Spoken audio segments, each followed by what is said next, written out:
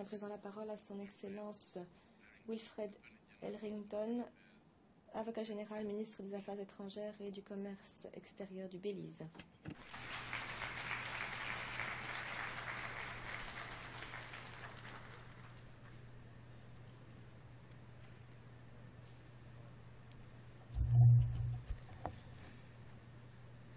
Good morning. Bonjour à tous.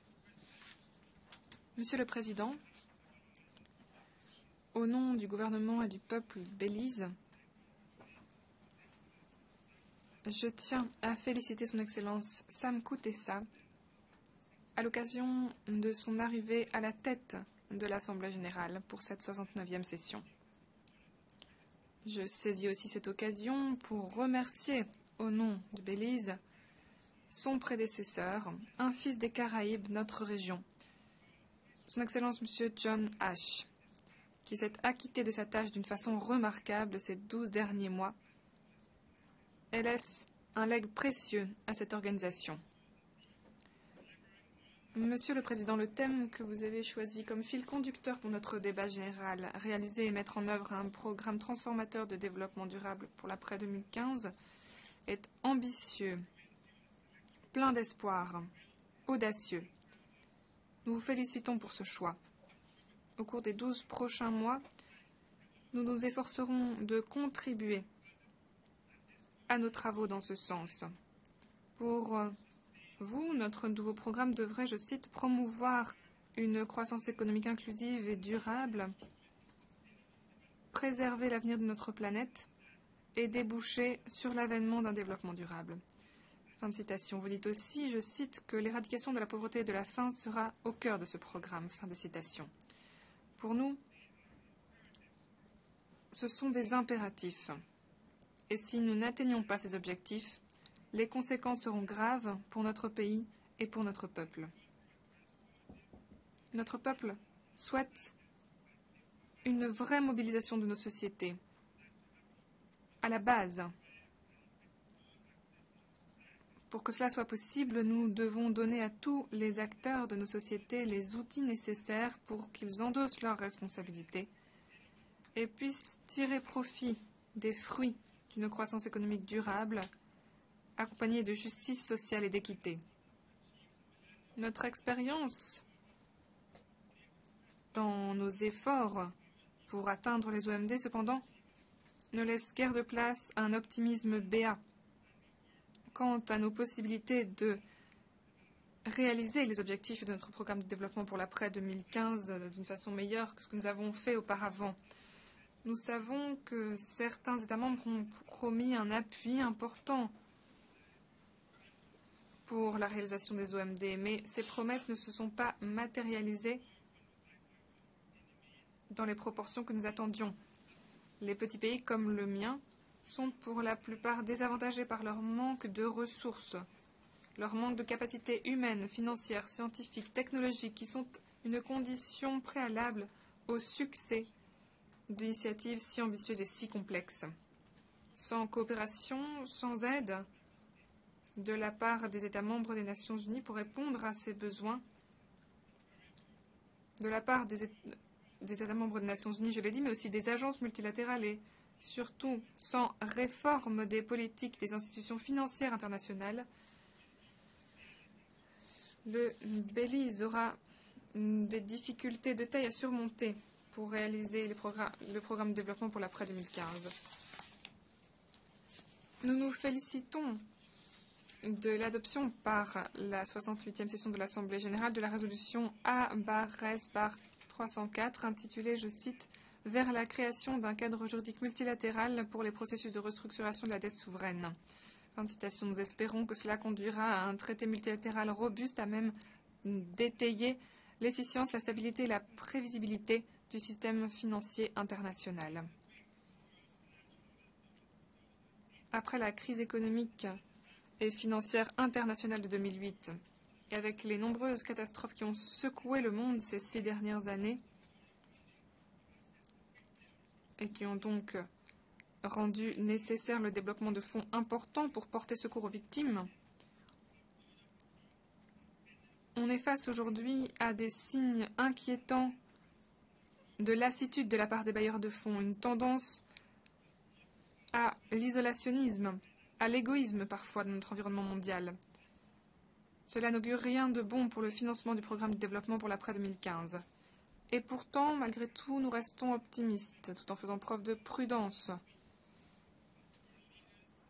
Ces 7 derniers jours, des dirigeants venus de tous les pays du monde, grands comme petits, des amis, des ennemis, se sont rendus dans cette auguste assemblée. Tous ces dirigeants ont parlé depuis la même tribune et tous ont réaffirmé la conviction selon laquelle leurs pays respectifs s'engagent dans l'action collective sous la houlette des Nations Unies pour résoudre la myriade de problèmes auxquels l'humanité est confrontée. Les changements climatiques, le virus mortel de l'Ebola, le fanatisme religieux ou encore la pauvreté qui persiste et le sous-développement. De tous ces maux, pour nous, les changements climatiques sont les plus pernicieux.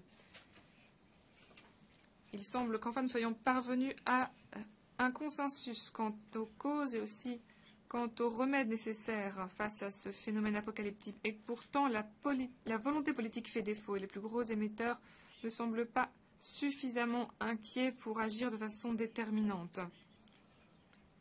La communauté internationale a trop attendu pour prendre des initiatives promptes pour prévenir le massacre au Rwanda ou encore la propagation rapide du virus Ebola en Afrique. Et de la même façon, aujourd'hui, les gros émetteurs remettent à plus tard les mesures qui s'imposent pour faire face aux défis que représentent les changements climatiques.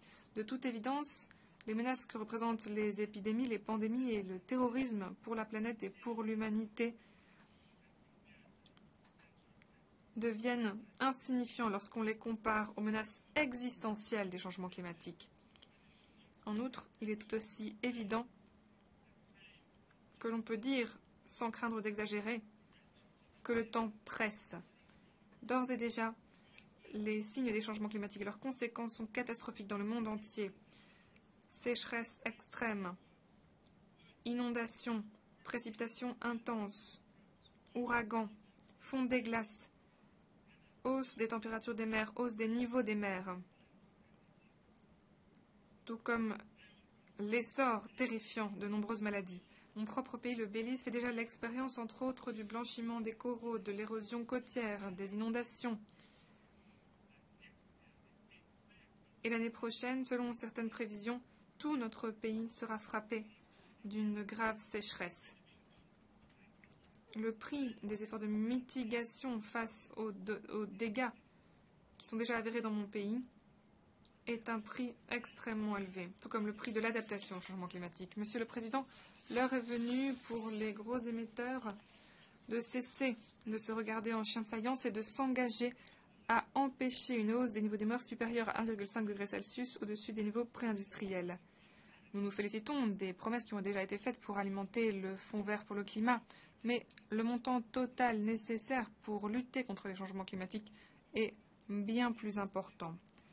Cela étant dit, nous restons optimistes. Nous espérons qu'un accord solide en matière de changement climatique pourra être signé à Paris en 2015. Les besoins des pays grands comme petits en matière de développement et de sécurité à l'heure de la mondialisation ont encore accru la nécessité d'intégration régionale. Il est impossible ou presque pour un pays, quel qu'il soit, de fonctionner de façon isolée, dans quelque domaine que ce soit. Dans le cas de mon pays, le développement et la sécurité dont nous avons joui ces 33 dernières années depuis notre indépendance sont le résultat en grande partie des bonnes relations que nous avons tissées et que nous continuons de tisser avec nos partenaires dans les différents groupes régionaux auxquels nous appartenons. C'est le résultat aussi de programmes de coopération excellents avec nos partenaires bilatéraux et multilatéraux, dont les agences des Nations Unies, qui figurent en bonne place. Cependant, même si nous sommes reconnaissants à nos partenaires pour leur contribution de taille à la sécurité et au développement de notre nation, notre gouvernement n'oublie jamais que la responsabilité première en matière de sécurité et de développement incombe à notre gouvernement et à notre peuple. Étant donné la nature limitée des ressources à notre disposition, notre gouvernement a dû dresser une liste de priorités. Il s'est concentré sur les besoins de base de notre nation, à savoir la sécurité, le logement, l'éducation, la santé, l'emploi et la création de richesses. Parmi ces priorités, la plus absolue est le besoin de protéger la sécurité et l'intégrité territoriale de notre pays. Les gouvernements qui se sont succédés à la tête de mon pays ont lourdement investi dans les efforts visant à permettre un règlement pacifique du différend qui nous oppose au Guatemala. Notre gouvernement est déterminé à rester pacifique dans cette entreprise.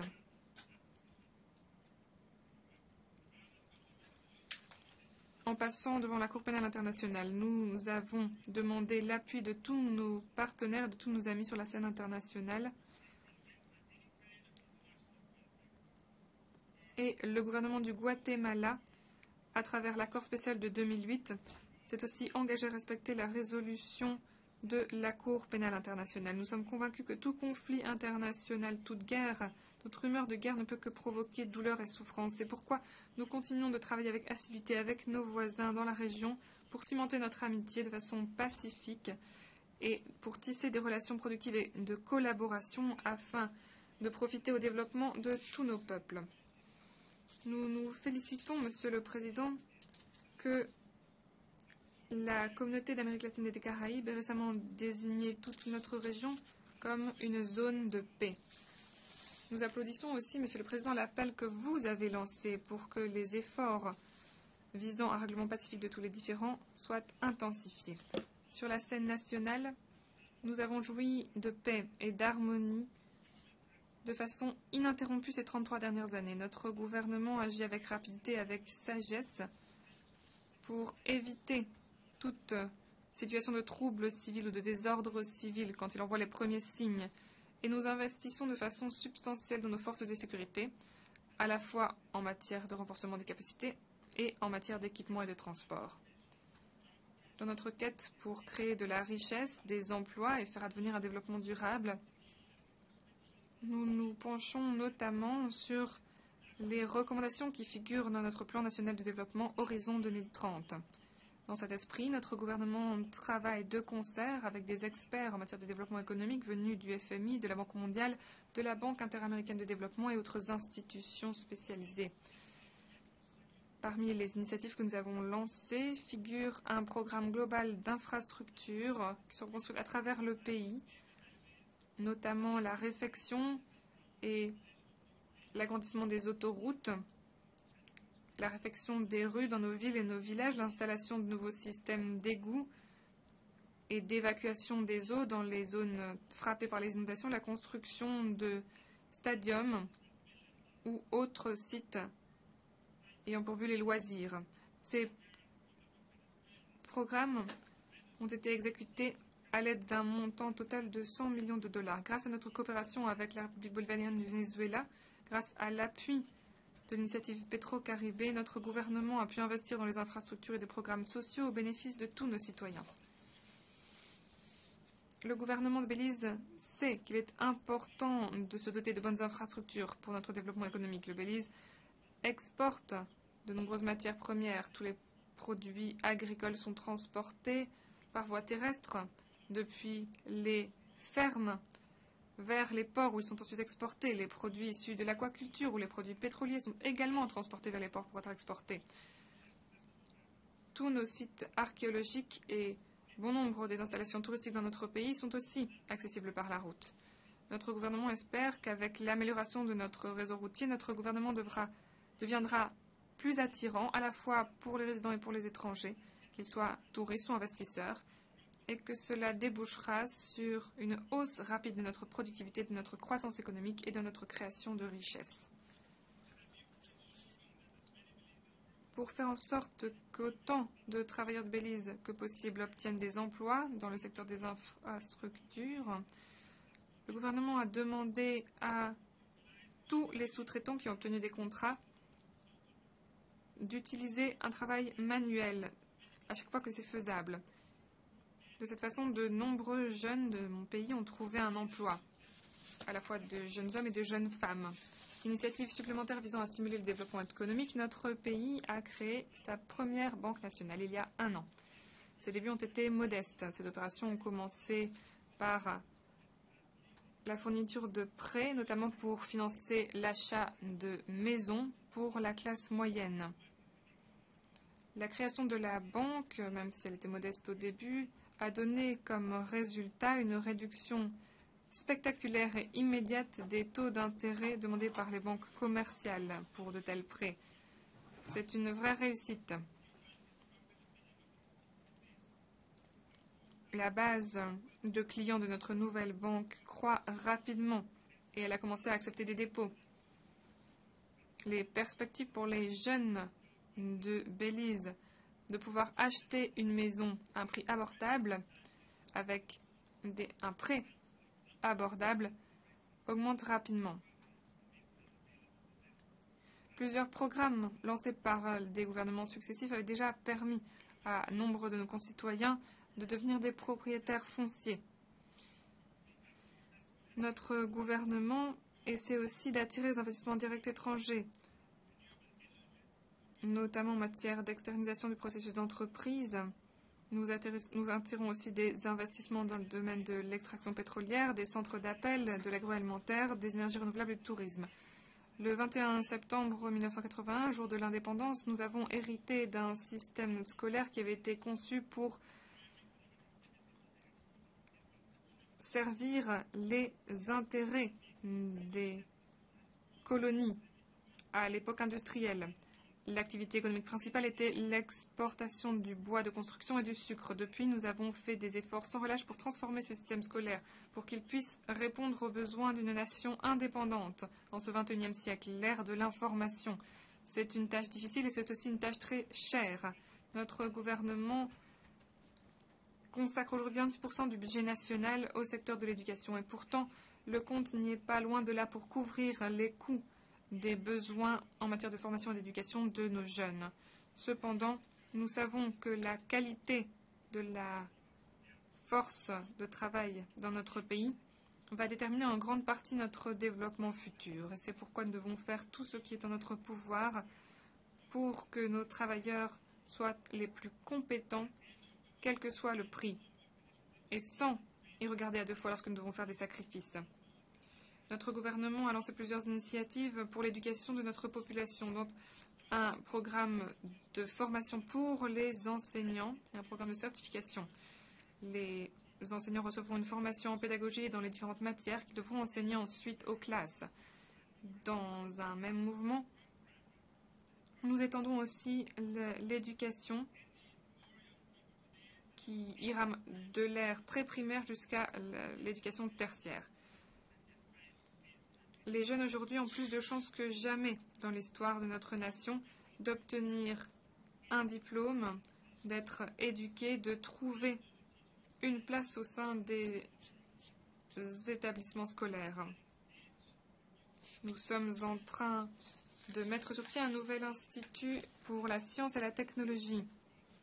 Et de plus en plus de centres de formation voient le jour à travers notre pays. Nous ne possédons que 2 universités qui sont assez récentes. C'est pourquoi nous fournissons des efforts importants pour permettre un accès aux universités et autres institutions scolaires de haut niveau à l'étranger pour les étudiants qui réussissent les tests d'examen pour entrer dans ces institutions. Nous avons jusqu'ici remporté un grand succès dans cette entreprise. La grande majorité de nos étudiants se rendent dans de telles institutions grâce à des bourses, grâce à la générosité aussi de nos partenaires. Chaque étudiant de notre pays qui obtient les résultats scolaires suffisants a les mêmes chances de gagner une bourse. Les données aujourd'hui montrent que les jeunes femmes ont tout aussi de chances et même davantage de remporter une bourse que les jeunes hommes. Nos initiatives dans le secteur de l'éducation permettent d'améliorer les qualifications de la force de travail à tous les niveaux. Donc, nos travailleurs peuvent produire des biens et services de façon compétitive sur les marchés mondiaux. Nous continuons dans ces efforts et nous allons avoir besoin encore et encore de l'appui des Nations Unies et de son réseau remarquable. Nous consacrons 13% de notre budget au secteur de la santé. Nous voulons que notre population puisse vivre en bonne santé et qu'elle soit productive. À cette fin, notre gouvernement étend les programmes d'alimentation à l'école à travers tout le pays, ainsi que des programmes qui permettent aux parents pauvres d'acheter des denrées alimentaires à des prix subventionnés. Nous savons que des repas équilibrés et réguliers sont essentiels pour la santé de notre population et qu'il est bien moins coûteux de veiller par la prévention à ce que notre population soit en bonne santé que de lui permettre ensuite de se soigner. Nous continuons de renforcer le réseau de soins primaires, de revoir à la hausse les installations dans nos hôpitaux, nos cliniques en matière de diagnostic notamment. Notre hôpital public principal aujourd'hui bénéficie d'une amélioration technologique remarquable. Nous avons aussi récemment inauguré un nouveau service néonatal dans cet hôpital. Pour la première fois dans l'histoire de notre pays, un centre de santé de pointe qui vise exclusivement à répondre aux besoins en matière de santé des enfants handicapés a vu le jour. C'est le fruit des travaux de la femme de notre Premier ministre qui est envoyée spéciale pour les femmes et les enfants. C'est elle qui était en première ligne pour lever les fonds nécessaires à la construction de ce centre et qui a supervisé sa construction.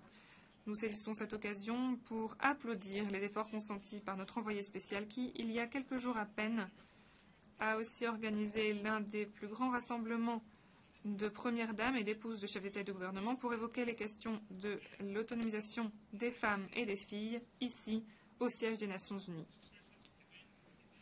Cette manifestation parallèle est un appel universel à l'action pour agir dans le domaine de la santé financière des femmes et des filles sur la base du plan d'action de Beijing. Nous appelons tous les gouvernements et toutes les organisations internationales à travailler à cette noble cause.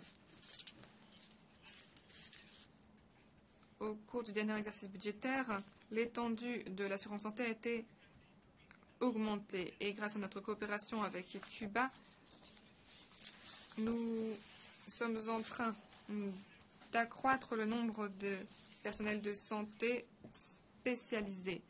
Il y a 3 semaines, nous avons accueilli un contingent de 35 docteurs nouvellement formés, le plus large contingent de médecins jamais accueilli de notre pays en une seule année.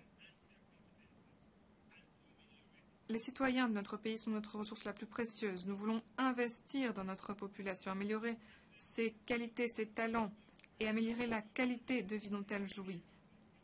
Monsieur le Président, les victimes des luttes mondiales et des tragédies internationales sont toujours des êtres humains. Les Nations Unies ont été créées pour préserver les générations futures du fléau de la guerre. La guerre qui, nous le savons, ne fait que semer la mort, la destruction et les souffrances pour toute l'humanité. Notre pacte, c'est de promouvoir et de protéger les droits fondamentaux de l'homme ainsi que la dignité et la valeur de la personne humaine. Toutes les personnes, les femmes et les hommes, dans les nations grandes comme petites. Le virus de l'Ebola est une menace de plus en plus terrifiante. Nous sommes déçus que les agences internationales de santé n'aient pas réagi de façon plus vigoureuse face à l'épidémie d'Ebola il y a de nombreux mois maintenant. Cependant, nous saluons l'initiative prise par le secrétaire général de lancer une mission spéciale pour réagir. Nous faisons nôtre sans réserve l'appel visant à ce que la République de Taïwan puisse participer aux travaux des agences spécialisées des Nations Unies. À l'heure d'aujourd'hui, il est incompréhensible que nous tenions tant à nous priver des trésors de savoir de la République de Taïwan. Si nous restons fidèles au principe d'inclusion tel qu'il est consacré dans notre charte et promu dans le programme de développement pour l'après 2015, nous devons, Monsieur le Président, continuer à appeler au respect du droit à l'autodétermination du peuple sahraoui. Les massacres et la destruction aveugle dont a récemment souffert le peuple palestinien, notamment des femmes et des enfants sans défense, insultent notre humanité commune. Nous redisons ici notre plein soutien pour un règlement du conflit israélo-palestinien à travers des moyens diplomatiques et pour la coexistence de l'État d'Israël et de l'État de Palestine dans la paix et la sécurité dans les frontières d'avant 1967 reconnues par la communauté internationale. Monsieur le Président, le Belize est convaincu que tout débat entourant un futur programme de développement doit inclure la disparition des pratiques unilatérales nocives qui empêchent le développement où que ce soit. À cet égard, nous voulons, à l'instar du reste de la communauté internationale, appeler à la levée de l'embargo anachronique contre Cuba. Pour nous, en matière de développement, une priorité absolue est de garantir la durabilité de notre environnement.